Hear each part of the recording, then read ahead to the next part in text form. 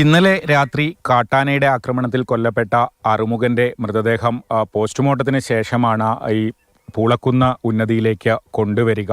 ഇന്നലെ രാത്രി ഇവിടെ വെച്ചാണ് കാട്ടാനയുടെ ആക്രമണം ഉണ്ടായത്. മലമുകളിൽ നിന്ന് വനഭാഗത്തു നിന്ന് ആന ഈ ചാലു വഴിയാണ് ഇറങ്ങി വരുന്നത്. സ്ഥിരമായി ആന വരുന്ന ഒരു വഴിയാണെന്നാണ് പ്രദേശവാസികൾ പറയുന്നത്. ഇവിടെ ആന ഇറങ്ങിപ്പോയ വഴിയും ആക്രമണം നടന്നതിൻ്റെ ദൃശ്യങ്ങളൊക്കെ കാണാം. മൃതദേഹം കിടന്നിരുന്നത് ഈ തേയില തോട്ടത്തിലാണ്. ചെരുപ്പൊക്കെ ഇവിടെ കാണാം. അദ്ദേഹത്തിൻ്റെ കുറച്ചുകൂടി താഴെയാണ് മൃതദേഹം കിടന്നിരുന്നത്. ഒരു സെറ്റിൽമെൻ്റാണ്. അവിടെ താമസിച്ചിരുന്ന അറുമുഖൻ തമിഴ്നാട്ടിൽ നിന്ന് പതിറ്റാണ്ടുകൾക്ക് മുൻപ് ഇവിടെ എസ്റ്റേറ്റ് ജോലിക്കായി വന്നതാണ്. അദ്ദേഹത്തിൻ്റെ മക്കളൊക്കെ ഇപ്പോഴും തമിഴ്നാട്ടിലാണ് ഉള്ളത്. ഈ എന്തായിരിക്കും ഇന്നിപ്പോൾ ഇങ്ങോട്ട് തന്നെ ആയിരിക്കുമോ കൊണ്ടുവരിക? എന്തെങ്കിലും വിവരം അറിയോ?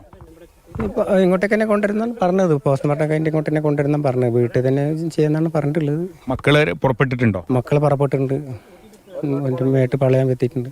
എവിടെയാണ് ഈ നാട്? ഏതാ സ്ഥലം? മേട്ടുപാളയം അപ്പുറത്ത് തിരുനെൽവേലി. ആനേൻ്റെ കാര്യത്തിൽ എന്തൊക്കെ നിങ്ങളിപ്പോൾ എന്താ ആവശ്യപ്പെടുന്നത്? ഇന്നലെ രാത്രി വലിയ പ്രതിഷേധം. താഴെ പുള്ളു താമസക്കാരാണ്. ഈ മേലെ നിറങ്ങുന്ന ആനയൊക്കെ വരുന്നത് ഇതിൻ്റെ ഉള്ളിലേക്കാണ്. പിന്നെ ഇതിൻ്റെ ഉള്ളിലുള്ള ആനനെ ഇവർ പുറത്തേക്ക് കാട്ടിക്കയറ്റുന്നുമില്ല. ഫോറസ്റ്റിലേക്ക് കാട്ടിക്കയറ്റുന്നുമില്ല.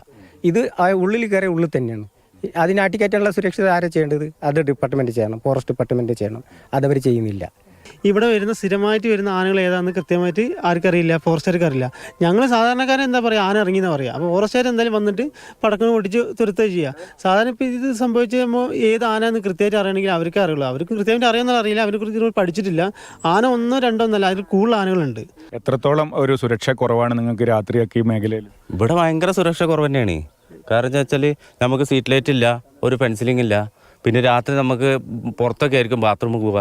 അപ്പോൾ ബാത്റൂമിൽ പോകണമെങ്കിൽ നമ്മൾ ഫുള്ളായിട്ട് ടോർച്ചടിച്ച് നോക്കിയിട്ട് ഉറപ്പ് വരുത്തിയതിന് ശേഷം നമുക്ക് പുറത്തിറങ്ങാൻ പറ്റുള്ളൂ. ആ അവസ്ഥയാണ്. ഭയങ്കര രൂക്ഷമായിട്ടുള്ള ഒരു കാര്യങ്ങളാണ് ഇവിടെ ഉള്ളത്.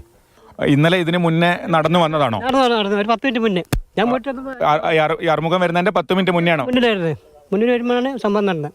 ആനനെ കണ്ടിരുന്നത്? ഞാൻ കണ്ട് മേലുണ്ട് കണ്ടത്. ഞാൻ കൂടി മറ്റേ തടി വെച്ച് വീട്ടിലെത്തി. നിങ്ങൾ ഓടിപ്പോയതാണ്? ഓടിപ്പോയത്. ഇപ്പോഴും മുകളിലുണ്ട്. രാത്രി 7 മണിക്ക് മല്ല ഇറങ്ങുന്നത്. എന്തായാലും പ്രദേശത്തെ ജനങ്ങളുടെ ജീവന സുരക്ഷ ഒരുക്കണം എന്നാണ് ഈ മേഖലയിലുള്ള ആളുകൾക്ക് പറയാനുള്ളത്. ഷമീർ മച്ചിങ്ങലിനൊപ്പം കമൽ, മാതൃഭൂമി ന്യൂസ്, വയനാട്.